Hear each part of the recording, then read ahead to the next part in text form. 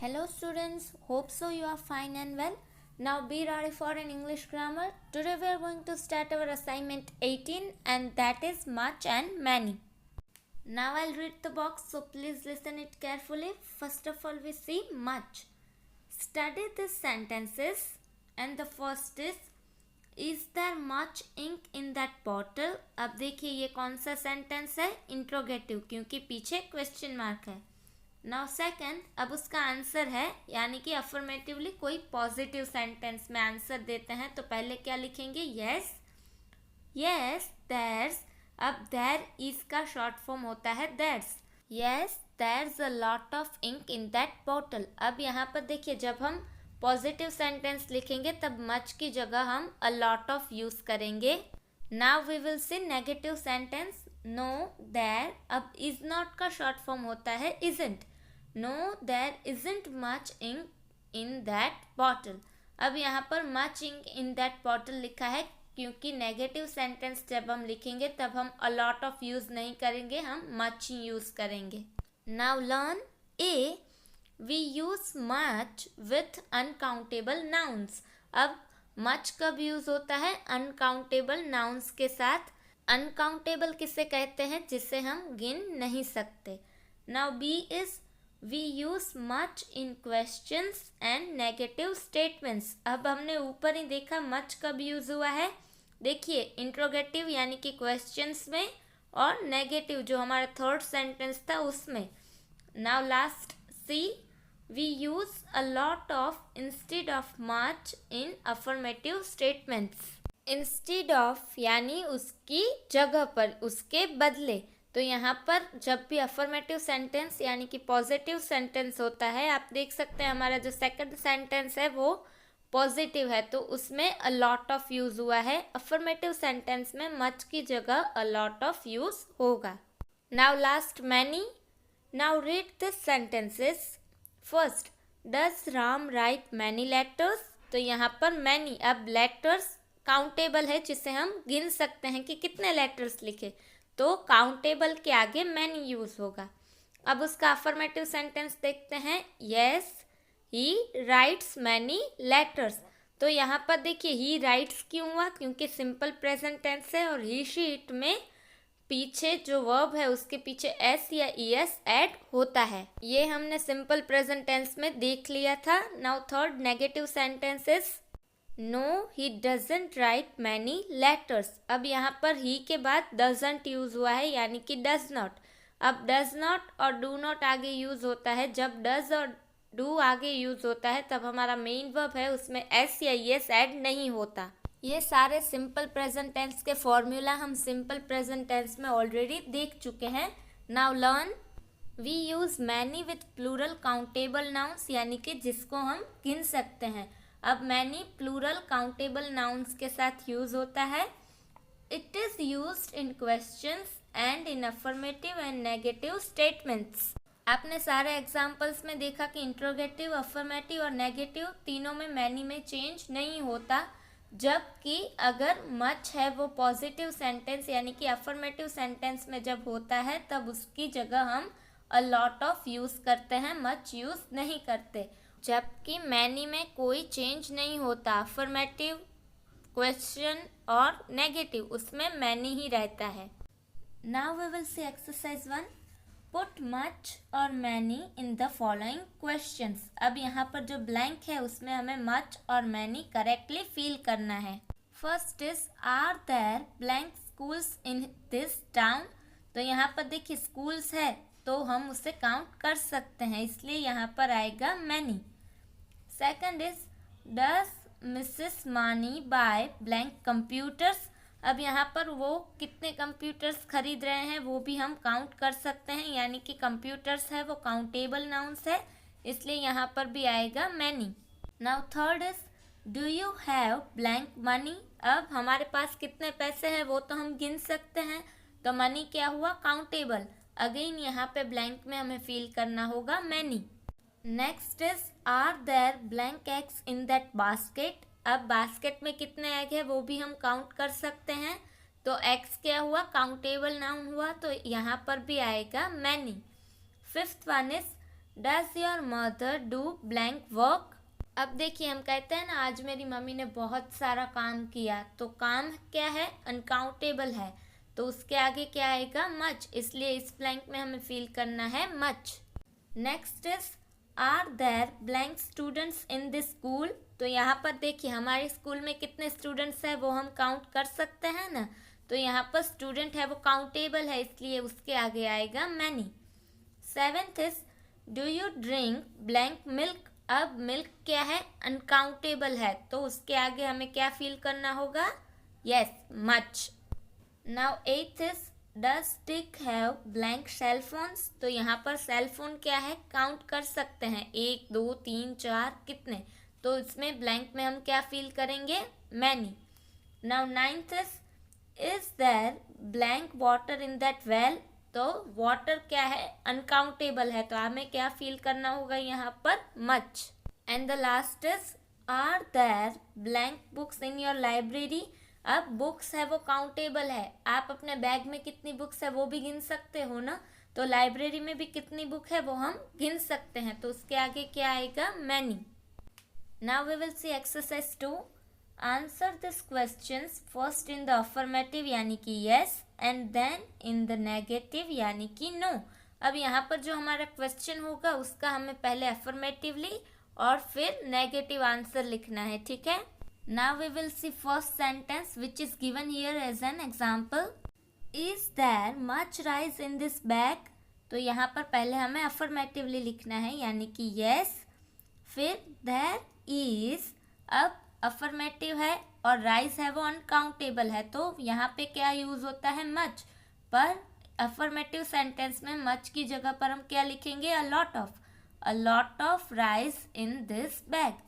Yes there is a lot of rice in this bag. अब negative sentence लिखना है, तो मच में नेगेटिव सेंटेंस और क्वेश्चन वाले जो सेंटेंस होते हैं उसमें मच ही होता है, उसके बदले हम अ लॉट ऑफ यूज नहीं करेंगे। So the sentence is no there isn't यानी कि is not much rice in this bag. Now second is does Mala get much time for her homework. तो यहाँ पर आएगा यस, फिर माला या शी दोनों लिख सकते हैं, she gets a lot of time for her homework इस तरह भी लिख सकते हैं, तो यहाँ पर माला, फिर देखिए क्वेश्चन है उसमें डज आगे था इसलिए गेट आया था, अब यहाँ पर आंसर लिख रहे हैं उसमें डू या डज नहीं है, तो यस शी गेट्स आएगा, yes Mala gets a lot of time for her homework. यहाँ पर मच था पर अफर्मेटिव सेंटेंस है इसलिए लॉट ऑफ आएगा। नाउ नेगेटिव, नो माला, अब यहाँ पर डज नॉट की जगह हमें नेगेटिव लिखना है इसलिए आएगा डजंट, नो माला डजंट, अब गेट्स नहीं होगा क्योंकि आगे डजंट है, गेट आएगा, Mala doesn't get much time for her homework. Negative है इसलिए मच ही आएगा, नेगेटिव और इंट्रोगेटिव में मच आएगा और अफर्मेटिव सेंटेंस में मच की जगह हम अ लॉट ऑफ यूज करेंगे। Now third is do this children ask many questions. तो यहाँ पर अफर्मेटिव सेंटेंस में यस दिस चिल्ड्रन या उसकी जगह हम लिखेंगे they, this children ask many questions. अब यहाँ पर आपको सवाल होगा कि आगे डू है और यहाँ पर अफर्मेटिव सेंटेंस में यू नहीं है, फिर भी हमने आस्क क्यों नहीं लिखा, पीछे एस क्यों नहीं लगाया, क्योंकि आई वी यू दे में एस या एस ऐड नहीं होता, ये हम सिंपल प्रेजेंट टेंस के फॉर्मूला में पढ़ चुके हैं। So the answer is yes this children ask many questions. अब यहाँ पर मैनी में हम कोई चेंज नहीं करेंगे, चाहे वो क्वेश्चन वाला सेंटेंस हो यानी कि इंट्रोगेटिव हो, नेगेटिव हो या पॉजिटिव, उसमें मैनी ही होगा। अब नेगेटिव सेंटेंस कुछ इस तरह बनेगा, no this children don't ask many questions. Now next is are there many tigers in India? Now we will see affirmative sentence. Yes, there are many tigers in India. अब negative sentence, no there, अब are not की जगह उसका short form लिखा है मैंने aren't, no there aren't many tigers in India.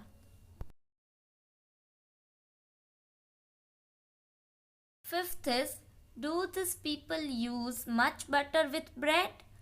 Yes, these people यानी कि so the answer is yes, these people use. अब much की जगह हमें affirmative में क्या लिखना है? A lot of. Yes, they use a lot of butter with bread. Now negative sentence. No, these people don't use much butter with bread. Sixth one is, does Ashok use many pencils? अब pencils countable है इसलिए यहाँ पर many use हुआ है. Yes, Ashok, या फिर आप he भी लिख सकते हो. Yes, he uses आएगा यहाँ पर. he शीट में SCIS ऐड होता है.